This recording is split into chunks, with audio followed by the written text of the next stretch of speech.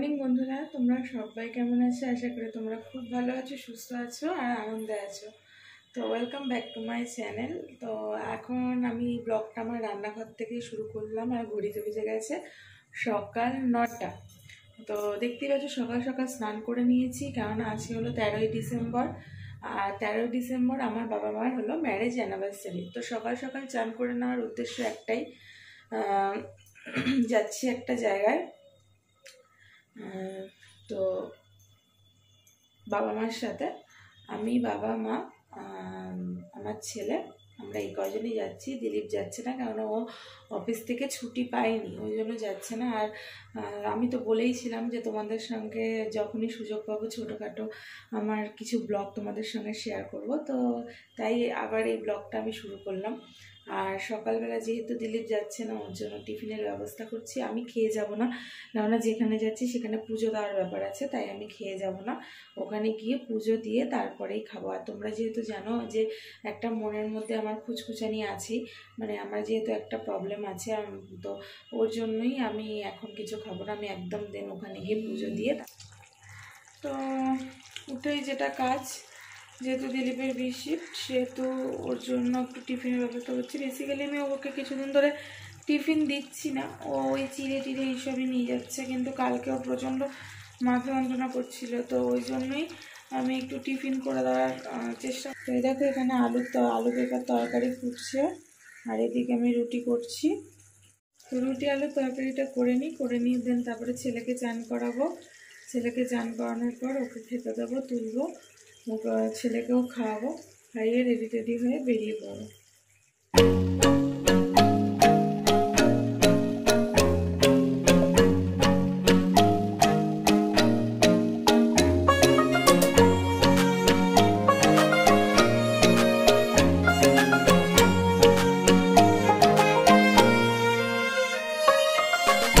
পরিশ্রমের পর দেখলেই পাচ্ছ অনেকক্ষণ 12টা বেজে গেছিল বেরোতে।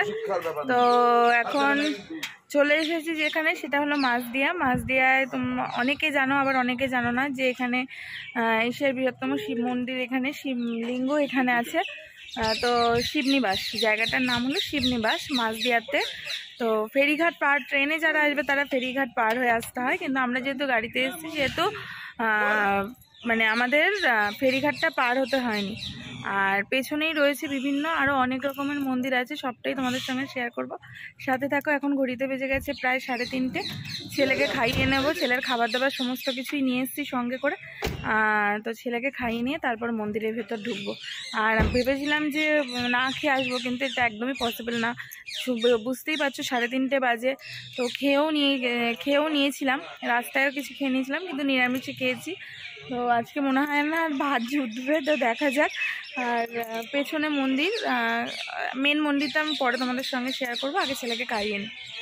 তো এখন যাচ্ছি, ছেলেকে খাওয়ানো হয়ে গেছে, এখন যাচ্ছি। এখানে খিচুড়ির ব্যবস্থা হয়েছে মন্দিরের তরফ থেকে, তো সেই খিচুড়ি খেতে যাচ্ছি। একদম গরম গরম পরিবেশন হচ্ছে।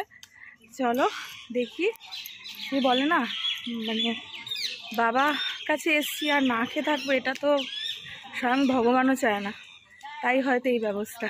তো চলো দেখো, একটু দেখতে থাকো।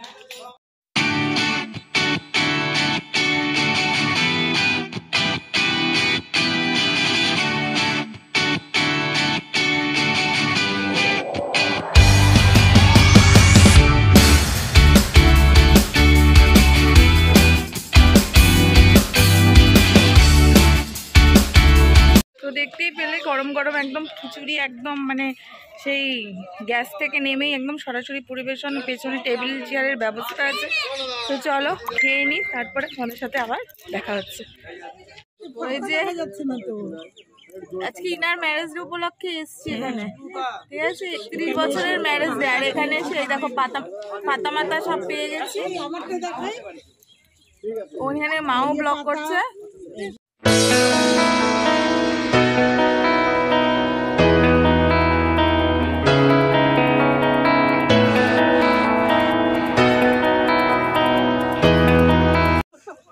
খাওয়া দাওয়া কমপ্লিট, প্রচণ্ড ঝাল। এখন যাব মাখা সন্দেশ খেতে, কিচ্ছু করার নেই। কান মাথা দিয়ে ধোয়া বেরোচ্ছে, যাকে বলে ঝাল একদমই খাই না, সেখানে সেরকম ঝাল। তো চলো আমি একটু মন্দিরটা তোমাদের সঙ্গে শেয়ার করে নিই। এখনও মন্দিরের দরজা খোলেনি।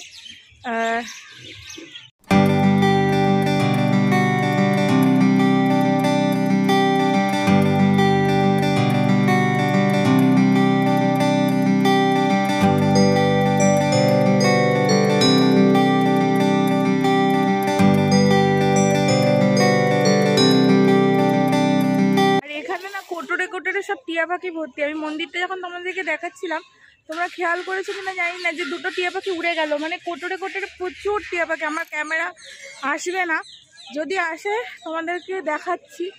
হ্যাঁ, শালিক পাখি, টিয়া পাখি ভর্তি এখানে।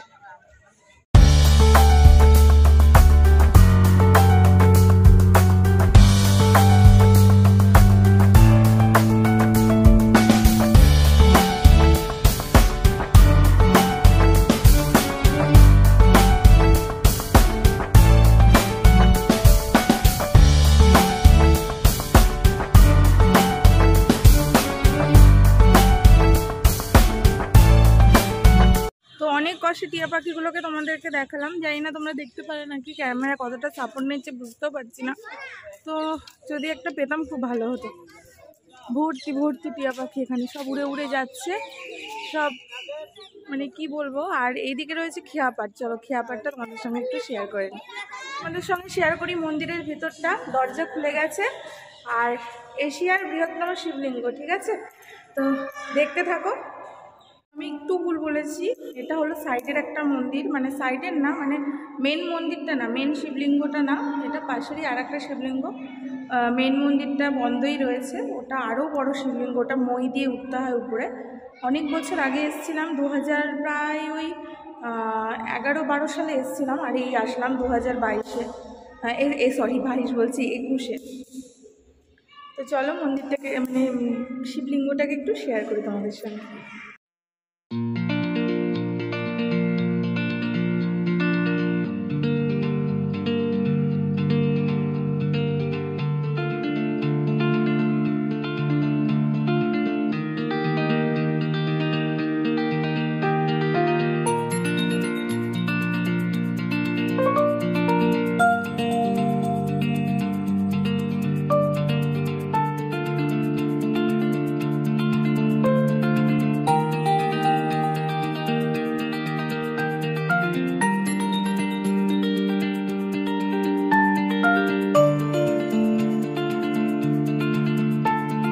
বলছি এই দেখো সব কচি কাচারা, এদেরকে নিয়ে ফটো মটো তুললাম। আরে আয়, ওরা সব লজ্জাও পাচ্ছে। হ্যাঁ, খুব মিষ্টি সব, আর একটা মেয়ে। তো যাই এবার মেন মন্দিরে। মন্দিরে যেহেতু মাস্ক পরে এলাও, তো মেন মন্দিরে মাস্কটা পরেই ঢুকছি। তো চলো, জয় শিব শম্ভু।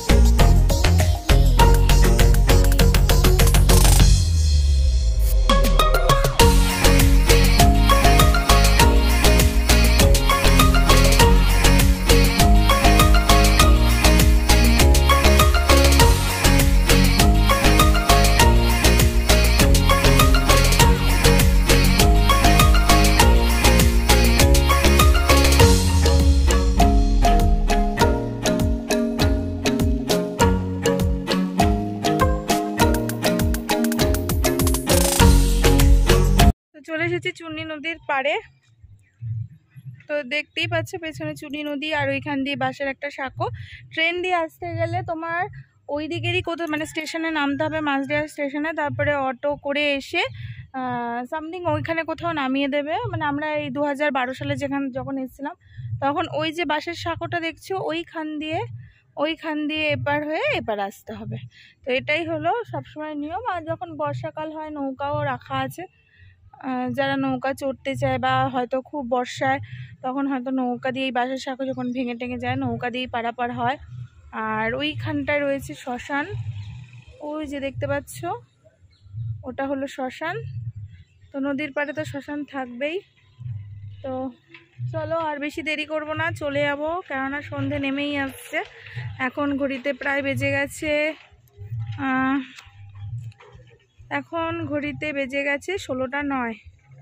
তো বুঝতেই পারছো খুব বেলা হয়ে মানে বিকেল গড়িয়ে এসছে বা সন্ধে হতে যায়।